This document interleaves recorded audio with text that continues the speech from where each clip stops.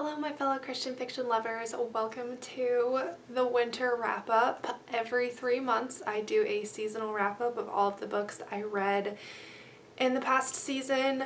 So this is going to be the winter wrap-up, and I will be sharing with you the books I read in December, January, and February, because those seem like the most wintry months to me.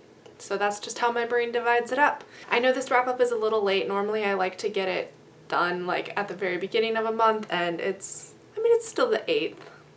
We're gonna cut myself some slack on that one, but let's just get into it. I did not read as many books as normal because my life was in a lot of transition. I moved countries and I started college and a lot of things happened. Not as many books read, but that's fine. At least I read something, you know? So the first book I read was If I Were You by Lynn Austen. This was a World War II novel. I do have a whole reading vlog on it, and I thoroughly enjoyed this book, and I thought it was really good, and I loved the way that it was about two women who are from very different stations. I guess kind of, yeah, that's the right word. They're from two different places in life, like social classes, that's the word. They're very different in that aspect, but they somehow overcome that to be friends, and it's just about how they're friends, but they also drift apart, and basically how their relationship progresses throughout World War II, and then after World War II, when some pretty dramatic things happen.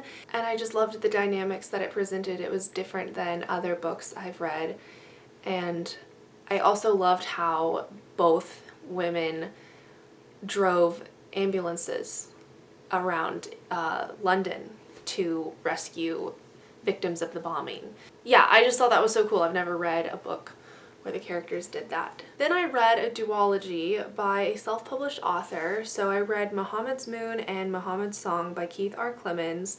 They were interesting. They're not my typical style. They're basically about these twin brothers who were separated at birth, I think, and one of them grows up as a Christian and the other grows up as a Muslim, and then they end up like finding each other in college somehow. Yeah, one of them is like part of a terrorist group, and it was really interesting, and the suspense aspect was not my favorite. I thought it could have, like, the premise of the story could have been written a bit better. So I gave them 3 out of 5 stars each, but I was glad I finally read them. So that was all the books I read in December, and then the first book that I read this year in January was Engraved on the Heart by Tara Johnson. This is one of the very, very few Civil War fiction novels I've read, and I am hoping to remedy that this year. I really liked this book. It was so sweet, and the bravery of the characters was beautiful, and it warmed my heart in a happy place, and I thought the writing was so special and unique, and just the characters were either lovable or dislikable. Like, it was clear which characters you loved and which characters you didn't like, and they were written in such ways, and I appreciated that. So I think I gave that one 4 stars. And yeah. Next I read Mansfield Park by Jane Austen.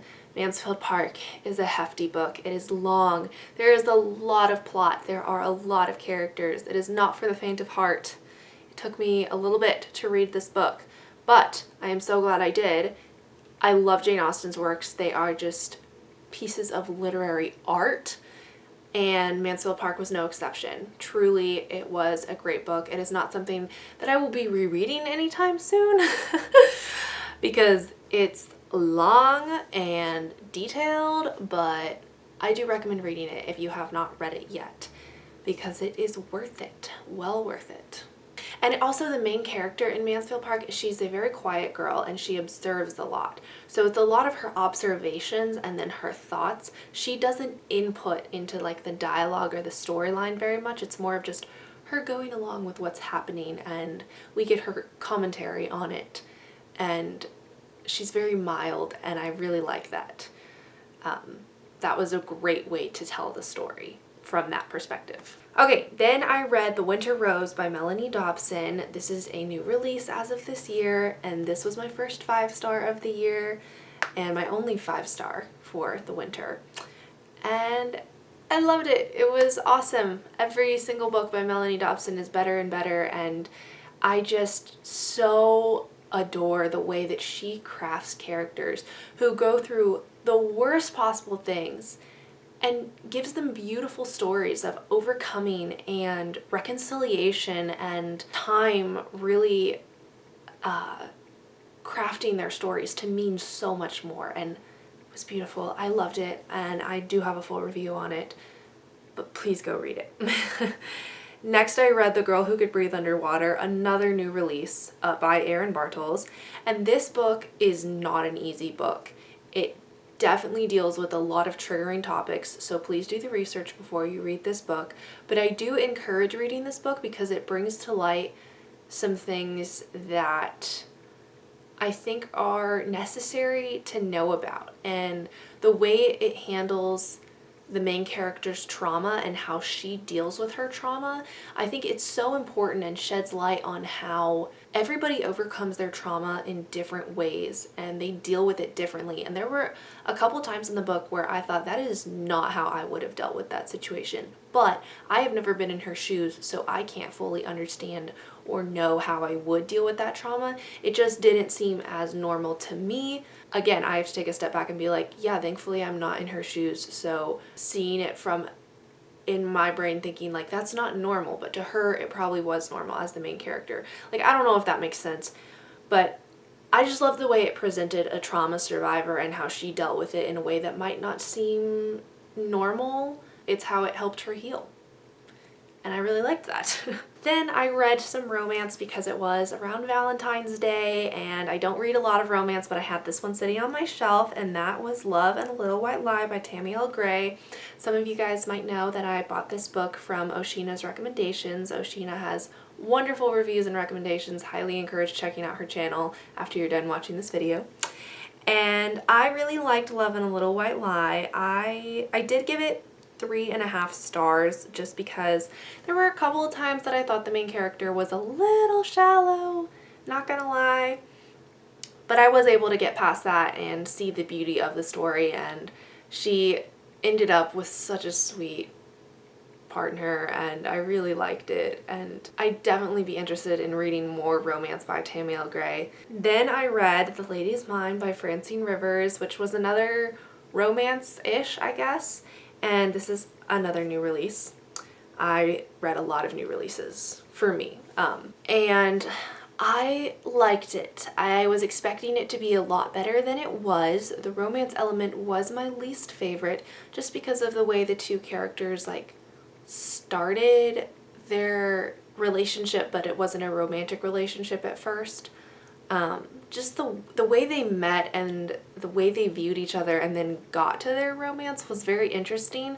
But setting that aside, I did think the story of Catherine, that's the main character's name, I did think her story was wonderful, and honestly, funny enough, I'm posting this on International Women's Day, but it was a true testament to the power of women and an independent woman and what she can do with her own devices, and when others think she's gonna fail and she should just go somewhere else or need a man to help her stand up on her own.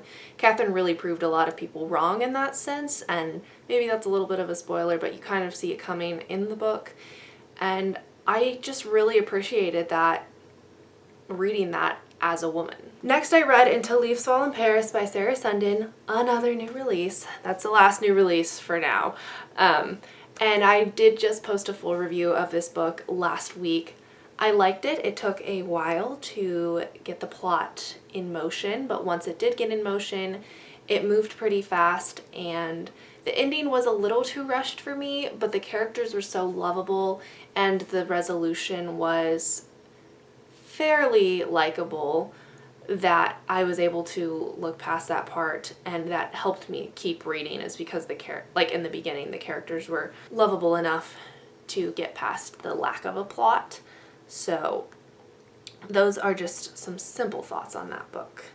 And then that is, oh, one more book. Okay, so I did finish this in March, but we'll just count it as a winter read. I read God is More Than Enough by Jim Berg. It is a nonfiction that was recommended to me by an adult in my life. I read it and I liked it, and it took me some time to get through it because I didn't read it like back to back, like in chunks, you know. And I found that it presented some good things. It was really about like quieting an anxious heart, and I do struggle with anxiety and worry at times, and so I found that helpful. It was actually really encouraging for me to stay consistent in my daily time in the Word, which is something that I really struggle with, is staying consistent. I did appreciate the encouragement that it gave without being like overly convicting, and I know the Holy Spirit convicts, not like reading nonfiction that convicts, but like I didn't feel like the author was trying to come across as you need to do this, and if you're not doing this, like that's why you're anxious.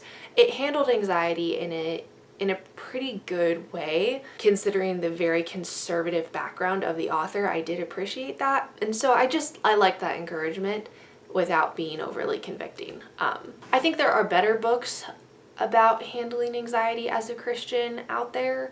I've heard of a book called Try Softer that I want to read. I don't know if that one's necessarily about anxiety so much as it is about like stress, but let's be honest, stress leads to anxiety. Anyway, I'm kind of rambling. I want to look into some other Christian nonfiction about the topic of anxiety because unfortunately it's very present in my generation, and I don't want to just let anxiety be an excuse to get away with things and not get better.